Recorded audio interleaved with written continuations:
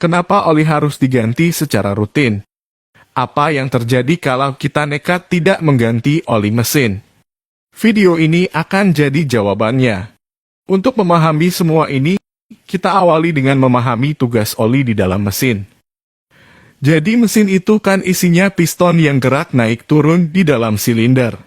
Sebenarnya, piston itu punya celah dengan silinder. Jadi, baik piston dan silinder itu sebenarnya tidak saling bergesekan. Tapi kalau ada celahnya, kompresinya pasti akan bocor.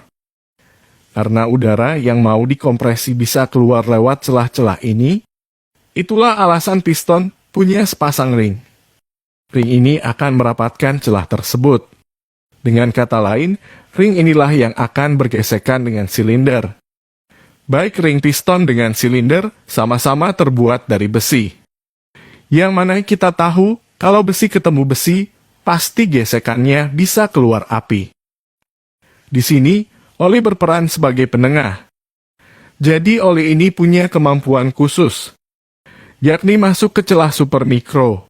Dalam kasus ring piston dan silinder, oli akan masuk di antara dua komponen ini.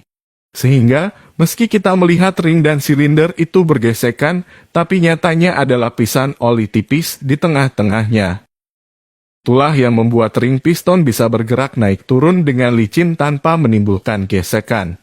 Ketika terjadi pembakaran, maka ada material sisa pembakaran yang melekat pada dinding silinder. Ketika piston bergerak ke atas, maka material sisa pembakaran yang ada pada dinding silinder bisa bercampur dengan oli yang ada di dalam ruang engkol. Material sisa pembakaran ini memang jumlahnya sangat sedikit. Tapi dalam 1 menit saja bisa terjadi hingga ribuan kali pembakaran. Jadi kalau diakumulasi dalam jangka panjang, material sisa pembakaran ini bisa mengubah warna oli jadi lebih hitam. Jadi warna hitam pada oli itu disebabkan karena oli terkontaminasi oleh material sisa pembakaran. Dan ini normal.